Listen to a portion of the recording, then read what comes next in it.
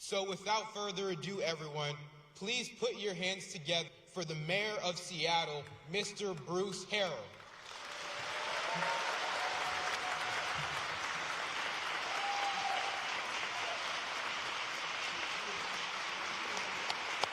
Thank you.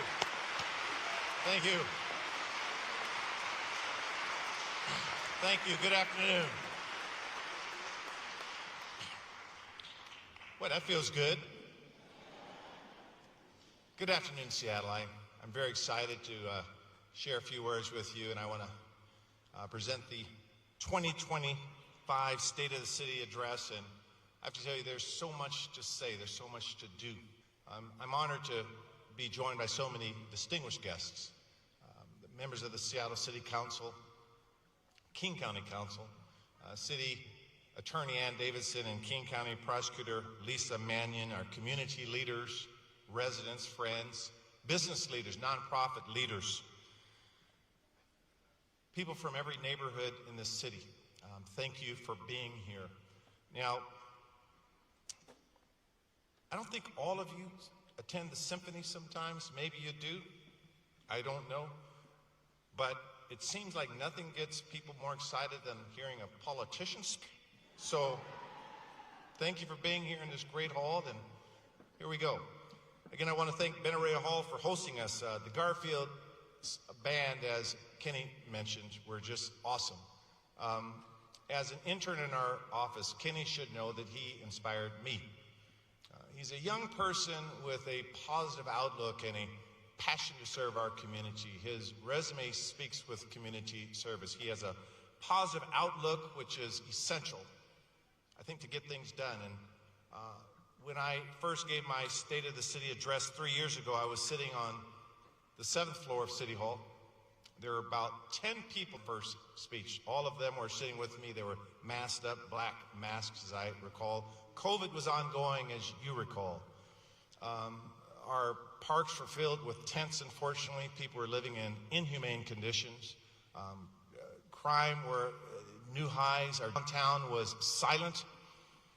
And Seattle felt gloomier than perhaps even the grayest winter day. But what do? What did you all do? Day by day, we worked together to get our city back on the right track. Restoring parks, reducing the crime rate, getting downtown bustling again. I think there's a different mood in the city, a different spirit, if you will, a renewed spark, a renewed belief, an optimism that we are on the right trajectory. Now, to put that feeling into words and to claim our action, we describe it as Seattle being on lives. Now, we all know we have a lot of work to do. So we're not hanging the mission accomplished banner on the door. Now, Seattle's never been that way. We will always seek new heights, new firsts, new ambitions, new breakthroughs, new innovations. We learn how to reinvent ourselves again and again with the same soul, but with a renewed spirit. Seattle is rising. Now, as much as I would like to celebrate the progress we've all collectively made over the last several years, we can't talk about the state of Seattle, our city, without recognizing the state of our nation. Now, as mayor, my focus has been local, generally leaving national politics to the national pundits. But today, as the other Washington casts a dark cloud over our local skies, we must be loud. We are a polarized country right now. Make no mistake about that. I will not mince words. We have a federal administration focused on division and working every day to drive us apart. Now, I'm not being an alarmist when I say we should have grave concerns for what the Trump administration has in store for our city and its people. The actions and the rhetoric coming from the White House take aim at parts of our community we value central as to who we are. Our LGBTQ plus community as an example, our community, our trans individuals as an example, our immigrant and refugee neighbors, our women, our working families. Unconstitutional executive orders and bad economic policies will mean revenue impacts and fewer resources to invest in local services that truly make a difference.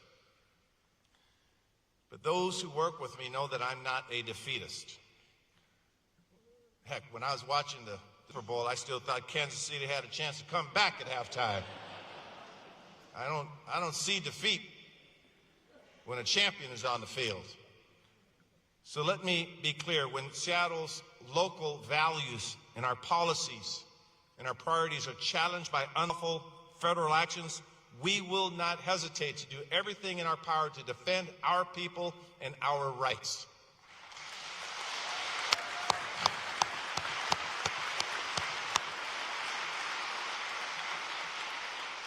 We fight here in Seattle. There's so much chaos coming out of the other Washington that is often difficult to tell what is serious and what's spectacle.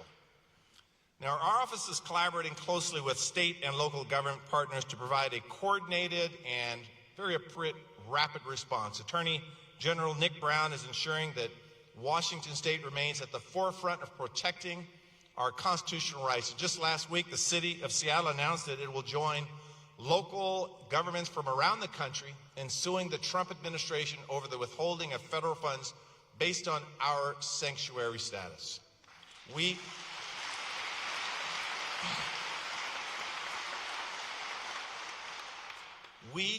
reject the Trump administration's effort to commandeer local law enforcement and defund our local safety efforts by threatening grants to support investigations into some of our critical areas: sexual assault, child exploitation, domestic violence, services for our survivors, 911 dispatch, and many other critical public safety priorities.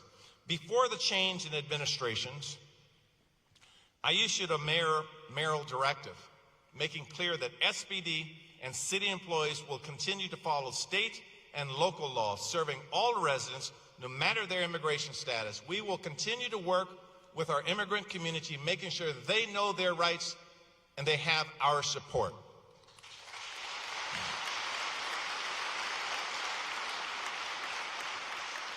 And while some may try to erase the letters DEI from the alphabet, I'm proud that Seattle recognizes what diversity, equity, and inclusion actually mean. It means that giving every person a fair shot improves outcomes, that seeking a level playing field for everyone is one of the most basic principles of building a strong and just America. Now, I'm not the only one who thinks this. Look at the voters of Washington State who consistently elect 2 women to the United States Senate, who sent our first openly LGBTQ representative to Congress, who elected the largest black legislative delegation on the West Coast. We recently selected an African-American president to head the University of Washington and a female president to head Washington State University because we believe in their excellence and their perspective. That is diversity at its finest.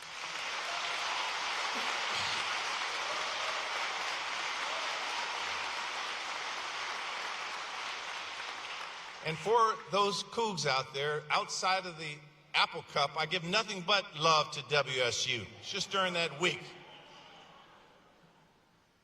The antidote to the toxicity of polarization is a united effort. Now, Seattle has a spark to do it. The transformation of our waterfront is a clear example, one of the greatest examples of what we can achieve when we work together. Workers, our tribes, businesses, civic leaders, philanthropic communities, bringing life to the radical vision and incredible promise for a new Emerald City Coast. Sort of throwing that name out there for fit a little bit. You know, I want to thank Mayor Nichols, who's joining us with us today. I talked to Mayor Nichols before I gave my speech. Raise your hand, Greg. Where are you? There he is. It was his vision and leadership that set us on a path to change our city for the better. And Greg, thank you for that. Opening Overlook Walk propelled a new perspective for our city. First, a panoramic look at its beauty and an outlook of optimism radiating throughout Seattle, a ray of hope. Rare is the park that arrives as a landmark. Rare is an instant rival to our worldly known Space Needle. Rare is the infrastructure that inspires us all. So if you've been to Overlook Walk, you've looked out on a clear day, you look at the mountains and the sound and the people and the buildings, and you understand exactly what I'm seeing when I describe Seattle being on the rise. So this year, 2025, we will unveil the completed Waterfront project with all 20 acres of new public space, and I, as your mayor, couldn't be more excited.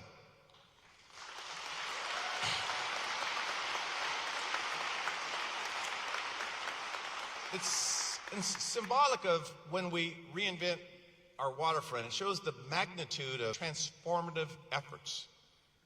And its neighbor, the Pike Place Market, can also serve as an example for enhancing cultural landmarks through common values and thoughtful dialogue. Now, I have a vision for our connected waterfront, and Pike Place Market is one of the greatest pedestrian experiences in the country, where market patrons, visitors from out of town, and downtown residents do not have to worry about vehicle traffic. It's one thing to, work your way through crowds of enthusiastic shoppers trying to get that nice juicy salmon. It's another thing to weave through stop-and-go automobiles. So achieving this goal will require ingenuity and, frankly, common sense. So as we make considerations for merchants and deliveries and ADA access, all of this will be put together in what we will propose. Now, unfortunately, we also have to look at this through another lens. And that will be the lens of the horrific and horrible vehicle attack in New Orleans. Now, I'm committed to bringing together our city departments, our market leadership, and other stakeholders to make sure this vision becomes a reality. Now, nearby at the Seattle Center, we have a campus full of amazing assets that welcome 10.5 million visitors last year to create lifelong memories. Right now, at this moment, I have an announcement to make.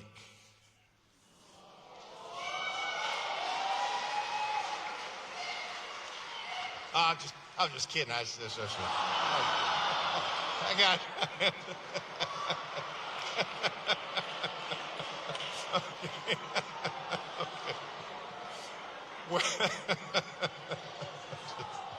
Okay. This is a long speech. I had to break it up a little bit here.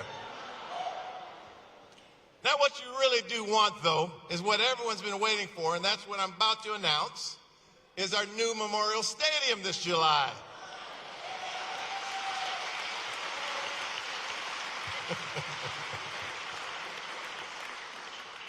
Now, this partnership between the city and it's just broke my mayoral character. Just one moment here. This partnership between the city and Seattle Public Schools, the team at One Roof, and our generous philanthropic community, the new Memorial Stadium will join the ranks of top-notch Seattle entertainment facilities and sports arenas. It is truly going to be awesome. Now, beyond the stadium, the Seattle Center is poised for the next great era as a cultural and civic hub, from serving as the official 2026 FIFA World Cup fan zone. Now, that's going to be awesome. To longer-term plans to revitalize public spaces and learning centers. And I want to thank everyone here. There are many people here helping create that vision. Preparations continue for welcoming over 750,000 guests to our city for the 2026 FIFA World Cup. That's like doubling our city. A few weeks ago, we celebrated the 500-day benchmark. We're currently at 478 days away, but I'm not counting. We want to make sure that everyone in Seattle can get around safely and be part of this celebration. That's why I've directed city staff to stand up our World Cup Action Group and align our city departments to prioritize safety, transportation, and community activation. We're working with partners to secure the resources and support needed for a safe and enjoyable experience and to move people in and out of Seattle efficiently, with a commitment to helping 80% of our visitors navigate their trip without the use of a car. So I recently chaired a meeting with the other host city mayors to identify challenges, create solutions, and secure funding. Later this week, I'll be meeting with some of these same mayors as well. Now, I have a loud voice on our needs, but it is even louder when I'm joined by the Los Angeles, Philadelphia, and Kansas City and other host cities who have football teams a little better than Seahawks, by the way. I thought I'd throw that in there. But there's strength in numbers in trying to make sure that our cities are prepared. Now, in Seattle, we are determined to host matches in ways that reflect our values, and I recognize members of our local organizing committee here. This will include a Juneteenth match featuring the U.S. men's national team and a Pride Week match. Now, how awesome is that?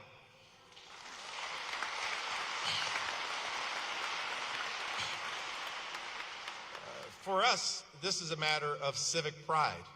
So this year's One Day of Service, to put a little plug in there, embraces a similar theme of civic pride and local values. So this year it will be July 12th. We will again invite thousands of Seattleites to spend one day serving one another, just 1 year out from the World Cup. Again, energy to make sure we are rising. We take pride in this beautiful city. World Cup preparations also challenge us to accelerate transit investments and our safety. Now, this place where we are, Benaroya Hall, is known for nationwide as the home of the Seattle Symphony. But locally, to many residents and transit users, it's also known as Symphony Station. So growing our transit network with fast, reliable service is one of our highest priorities in our administration. Sound Transit 3 is the largest transit expansion in the country, and that's why this week I'll issue an executive order to make sure the City of Seattle is taking immediate action to safely and efficiently expedite delivery of light rail to West Seattle and Ballard.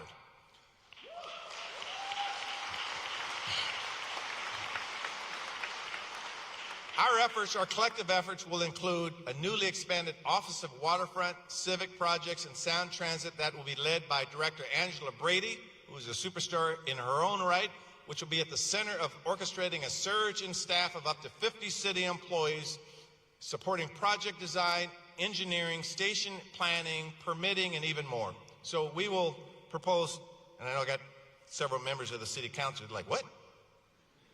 No, we've had discussions with many of our council members and community members on this, and so we're just excited about it. We'll propose new pieces of legislation to ease the permitting process. We are all concerned about that. So maintaining essential safety protections while reducing burdens and barriers to shorten project schedules. This becomes critical. This could save more money, more time, and perhaps a year off of project delivery, project time. Our region is clamoring for light rail expansion. That has become very clear. So this executive order represents the city's pledge to do our part to get things done as quickly as possible. We should pause for a moment and say that last year our Seattle voters, thanks to the work of all of you, overwhelmingly approved an unprecedented investment in making our city's transportation system more safe, connected, and reliable through the Keep Seattle Moving Transportation Levy. Everyone in this room, particularly the City Council, everyone in this room should be very proud of that. And let's give ourselves a hand on that levy.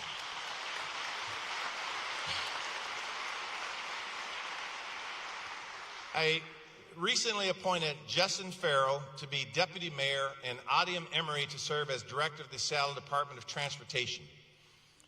Now, Deputy Mayor Farrell, which rhymes with Mayor Harrell, by the way, is hitting the ground running on our transportation, parks, and climate portfolio. And we are very proud of her leadership. And Director Emery, having spent nearly 30 years at SDOT, starting as an intern, then as an engineer, and now as director, is the best person equipped to deliver our plan of action. We know, yes.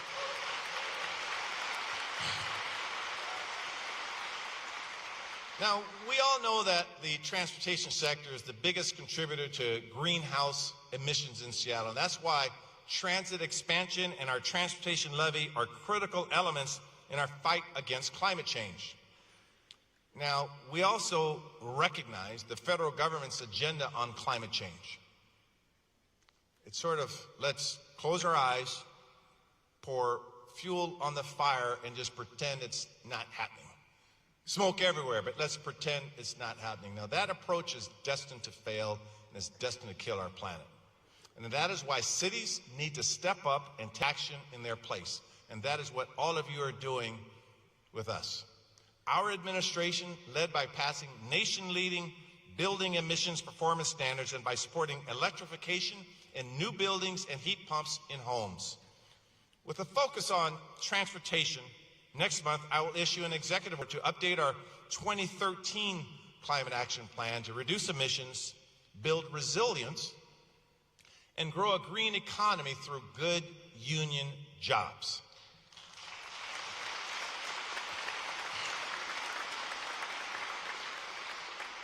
And I want to thank my labor partners and all of the climate advocates for being here.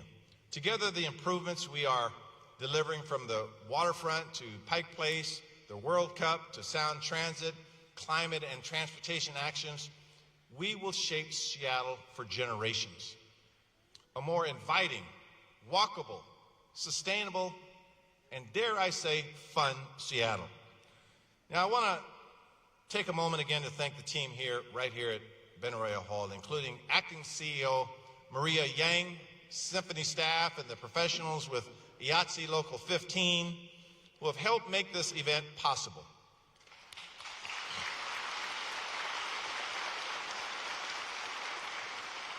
Last week, I met with Seattle Symphony's newest music director, Xian Zhang. That was a delightful meeting, and while it's not in my notes, I also want to once again thank Garfield's band. You know, they're on midwinter break right now. They're doing this because they love the city. They love the city, we love them. So we share a deep appreciation for everyone here. Benaroya is a cultural hub for downtown, for Seattle, and for the entire Pacific Northwest. Benaroya's efforts are aligned with the vision laid out in our Downtown Activation Plan, affectionately referred to as DAP. This is a city center that goes way beyond Monday to Friday as a pit stop, instead serves as a dynamic Sunday to Sunday neighborhood. Now, our energetic downtown efforts are bolstered by improvements in more safe and welcoming conditions just down the street from where we are now.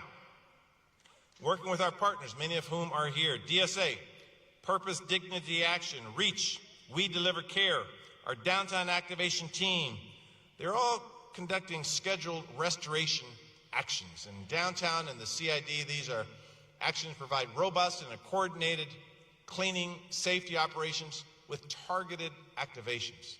Consistently committed employees doing this work. Now, in the 5 months since we've launched this pilot, priority 1 calls are down 50%.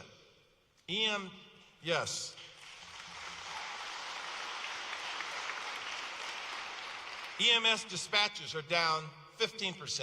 Violent crime is down 14% across downtown, with a projected 20% decreasing along 3rd Avenue in the Pike Pine corridor.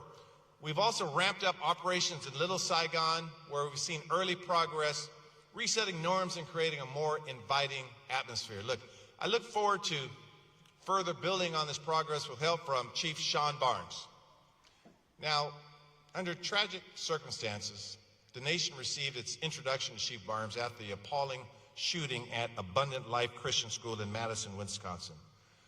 But now Seattle is getting to know him one community at a time. And so this year, Chief Barnes will begin implementing the stratified policing initiative. This initiative will focus on identifying and tackling crime and disorder issues by analyzing immediate, short, and long-term patterns and addressing them swiftly, effectively, and collaboratively with an emphasis on community partnerships. We should also mention that we are seeing the tide change on recruitment. Applications, retention, and recruits are on the rise. In 2024, for the first time in half of a decade, the city hired more officers than it lost, along with a 10-year high in applications. So we have momentum. That becomes critical in doing this work. This January alone, we hired 19 officers. That compared to 6 in the same time frame last year.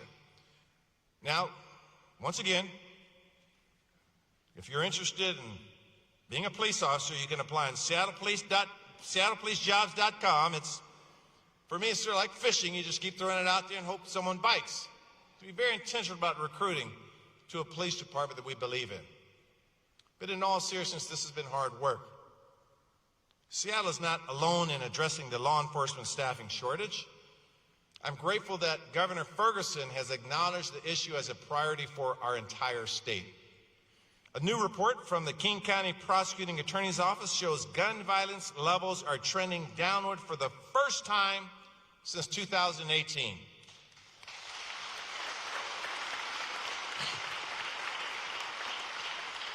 So together we're strengthening programs that reduce youth gun violence. We're taking action to hold gun traffickers accountable and advocating for reforms to help keep deadly weapons out of the wrong hands. Public safety is my highest priority as mayor.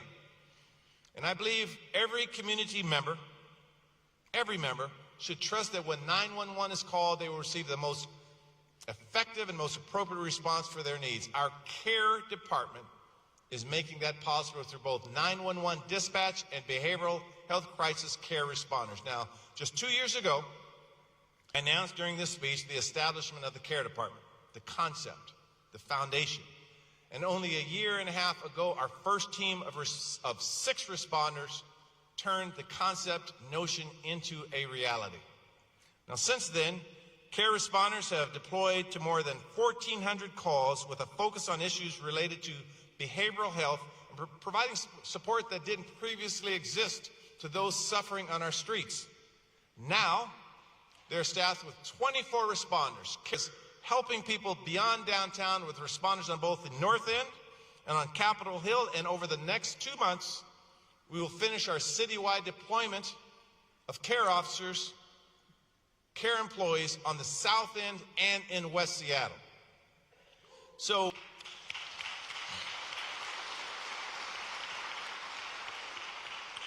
and for those care responders that are here, thank you for your work. You are doing it exactly the way we drew it up, with compassion, with empathy, with best practices.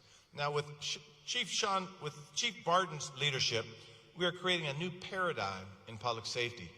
Seattle is the largest city in the nation to embrace and advance this model. This is the first program in the state, in the state dispatched via 911 as a true diversified response.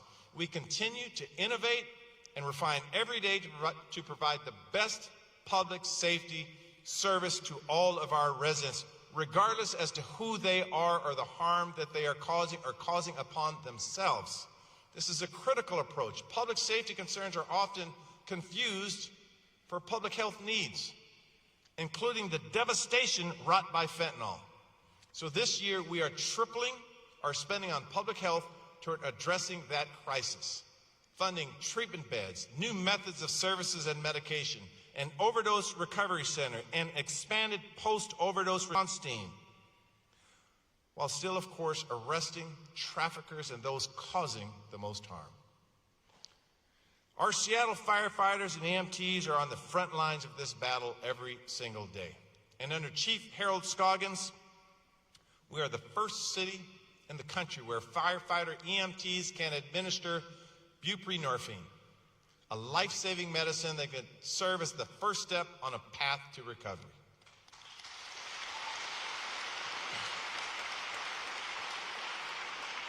In partnership with service providers in King County, this is working. In 2024, fatal overdoses fell 25% here in Seattle, outpacing the county as a whole. This is progress, but as I think all of you would agree, as long as people are dying on our streets and in our communities, there's much more work to do. 2024 saw continued progress addressing encampments in public spaces.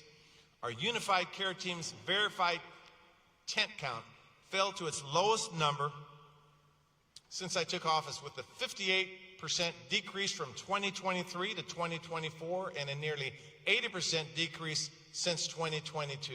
Similarly, the number of RVs at encampments fell 35% from 2023, reflecting a more than 50% decrease from 2022. Now, I need to make this clear. This matters because it is paired with 1,800 individuals accepting a referral shelter in 2024.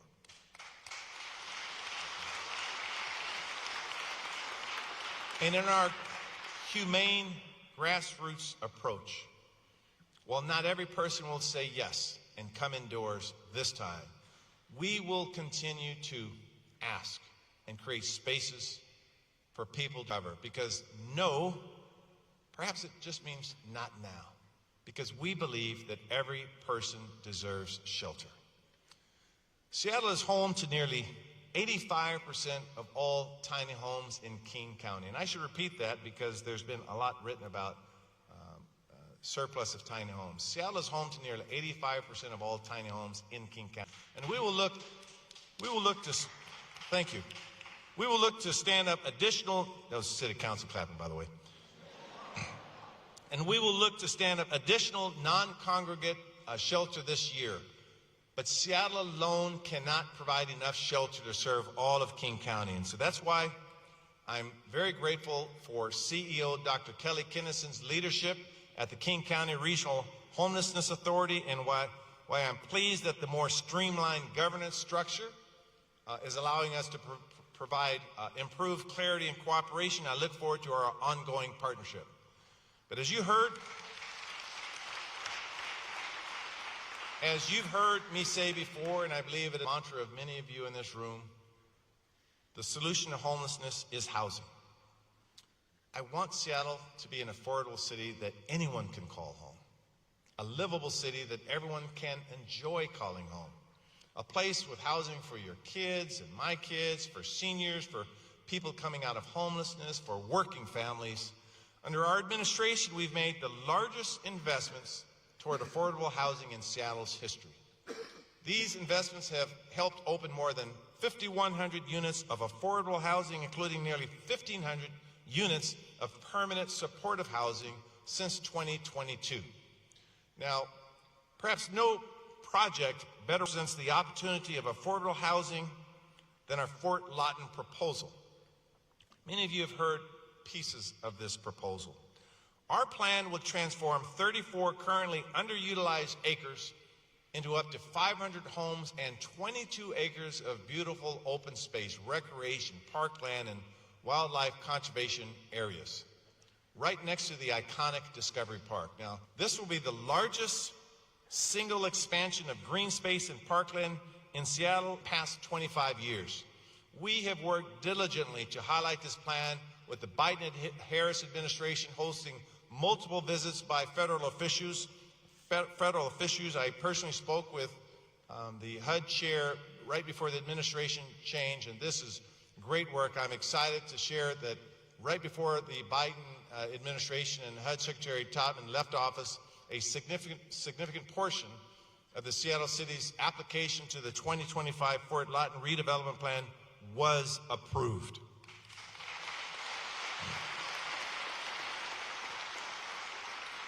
This is perhaps the most substantial development in our efforts to redevelop Fort Lawton in 15 years. So this spring, we will submit our updated Fort Lawton plan to the City Council for their approval, hopefully, and unite organizations and community members to move this project forward. We recognize outreach and community involvement is critical to everyone's success. Now, responding to Seattle's affordability crisis requires going beyond homes developed for affordable housing providers. Our One Seattle housing agenda takes a multifaceted approach to a multifaceted problem. Zoning is part of the equation. Our proposal for the One Seattle Comprehensive Plan will double our zoning capacity and create at least 120,000 homes. Now, this is the most ambitious comprehensive plan update in our city's history, and it's also the most necessary to deliver the needed housing, diversity, and capacity at a scale that will make a difference as we grow. Now, if you surveyed 100 people, you get 100 different opinions on how we ought to zone Seattle. How do we know that? Because we heard from over 20,000 people in this city throughout the process, and we will continue to listen. It's sort of reminiscent as when I was a child at our family gatherings a lot of people during the holiday season, a lot of passion, and yes, a lot of disagreement. But we have to listen. We have to work hard to listen. We work to get that layer of feedback with new state laws and understand how state laws are integrated into our plans, with the data that says this is the right approach. It must meet the needs of a growing city. Our plan is focused on lowering housing costs, ensuring Seattle is a great place for families, and creating livable neighborhoods. Seattle is a city of neighborhoods. They are unique and they deserve to stay that way. Even as we welcome new residents and create opportunities for our kids today to continue to call Seattle home, we don't want to lose that special quality in a warm neighborhood. But for Seattle to continue to rise, our neighborhoods cannot stay stagnant. That's why we must envision a new kind of neighborhood along Aurora Avenue, as an example, Aurora Avenue North. For too long, despite caring and involved neighborhoods, our dominant vision of Aurora has consisted of strip malls and car dealerships and illicit activities. The community deserves a neighborhood that inspires them with a built environment and an energy to match. I know I have at least one council member that I met with recently that strongly agree with what I just said. So later this year, we will launch the Northern Lights Project, an effort to redefine this area and optimize great already existing assets. Bus rapid transit parks like the Bitter Lake Playfield and fantastic restaurants and small businesses. We will be seeking input from the community on what they would like to see. Now, the city, we all must acknowledge, must further cut red tape. Over time, the administrative processes for building housing have become too cumbersome and too complicated at the expense of building housing. Where we've already taken action, like SEPA exemptions and design review holidays, we've seen huge results.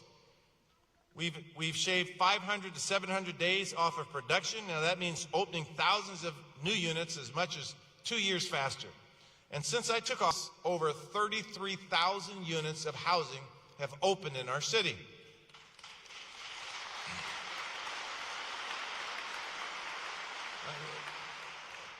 Take a project at 1120 John Street, the location of the old Seattle Times building.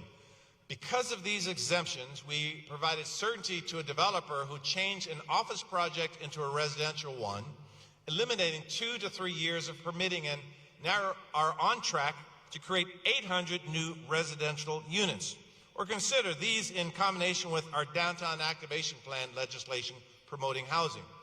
You have the possibility of a project led by Rick Yoder to add 1,000 units of affordable housing along 3rd Avenue, close to where we are now, above Wild Ginger. So, exciting projects.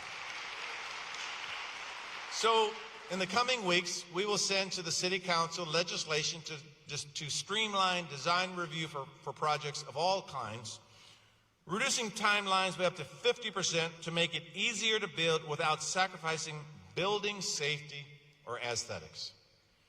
I will also soon issue an executive order to improve the permitting process, adding accountability, transparency, and consistency. Now, this effort will create what will be known as the Permitting and Customer Service Team, PACT. It's the first step in creating an executive office to oversee permitting and solve bottlenecks.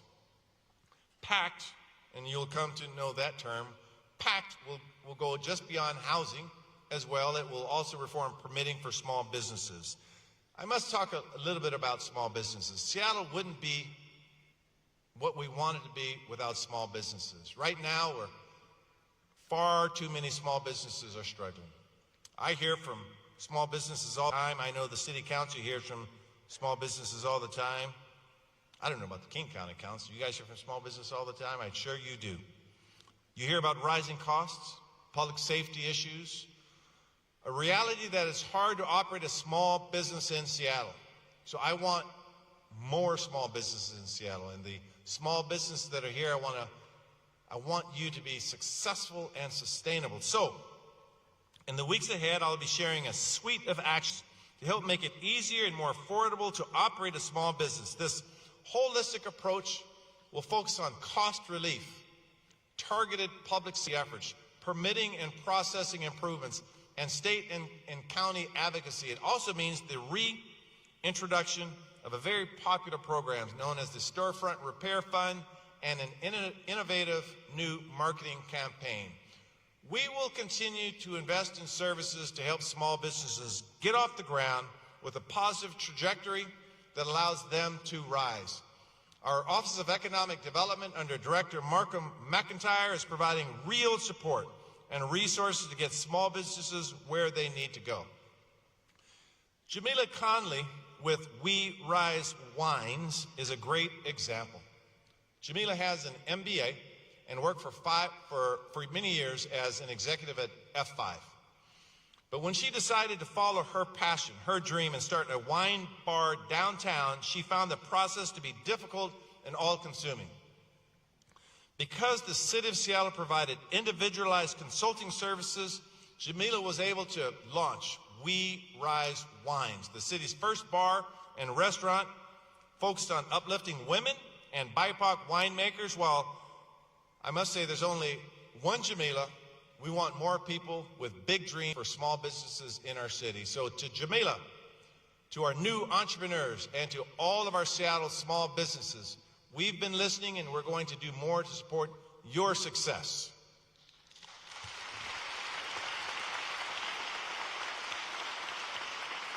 Now, mentioning that wine bar, I must say that after this long-ass speech, we should all have it and get a drink. Oh, you know I don't drink. And if Garfield students are here, you have to be 21, by the way. But I know there are some future leaders and entrepreneurs here today. I want to again thank the Garfield Band. I want to thank the director Sessick, the conductor Saunders, and all the students and parents here today. The Garfield Music Program and the Garfield Jazz Ensemble are nationally renowned, and we are lucky to see them perform at a location that is up to their standards. I also want to wish the Jazz Ensemble good luck at the essentially Ellington Jazz Band in a few months, along with Roosevelt High School.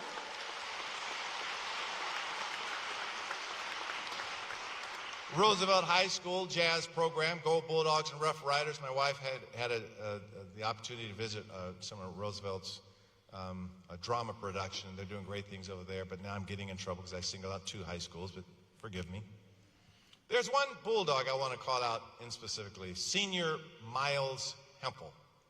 Now, Miles is advancing to the state tournament in wrestling this week, and he's also a member of the band as a drummer. I've actually watched Miles finish wrestling practice and then go and put his drum sticks in his hand and get out there and motivate the basketball team. And on weekends, he waits tables at Geraldine's in Columbia City, where he happened to talk last Sunday, and he picks up the dishes and he pours coffee, and pours a mean cup of coffee, by the way. He was here this morning with us. Like Miles, like Kenny, like our students and our young people, they inspire me. I hope they inspire you. We owe them a city that provides every opportunity for their success. To make this a reality and make sure our city welcomes and keeps families in our neighborhoods. I'll announce details very shortly of my proposed renewal of the Seattle's Families Education Preschool and Promise Levy in March. It's designed to do exactly that. Now, this levy has changed and adopted over the years, which it should.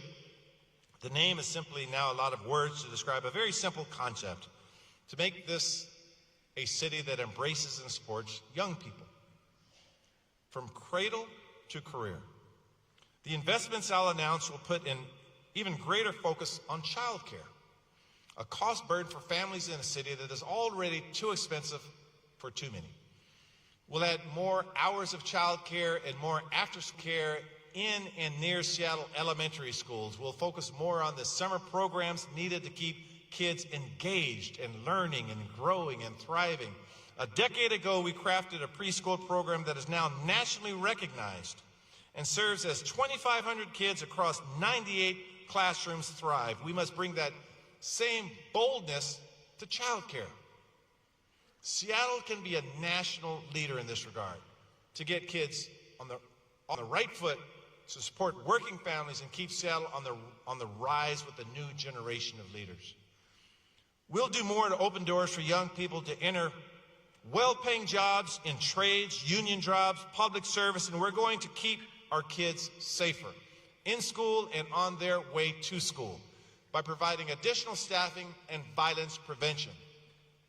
Our proposal will continue the work Seattle has led to stand up additional in-school health centers and provide culturally competent, accessible mental health support to students and young people across our city.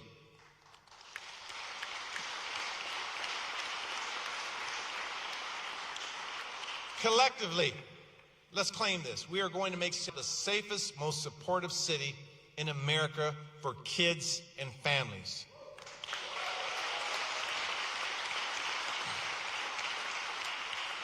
I can't help but think of what Anya Peterson, a sophomore at Nathan Hale High School and a Seattle Youth Commissioner, shared with me very recently. She spoke about the lingering trauma of the pandemic. And so many students are still working to recover. But she also spoke of how students use resources like these to empower and build resilience and find strength and grow toward a brighter future. So we say collectively, family, to Anya, to Kenny, to Miles, and all the young people in our city, please know that we hear you. As a father of young adults looking to find their place in a changing world, as a grandfather to kids excited to learn and grow, I know the challenges we face as a city. We are not blind to them. I know the challenges we face as a nation. But please know and believe that I wake up every day ready to seize the opportunity to do right by you and the next generation. While we are making great progress, I know we still have real challenges in front of us. But through smart policy, through courage, targeted investments, programs that work, we will rise. We are rising. Now take it not just from your mayor or from a former Garfield High School student. Take it from what you see and feel yourselves as the leaders of this city. The city is on the rise. I know these words and this speech are somewhat long, but the stakes are high right now.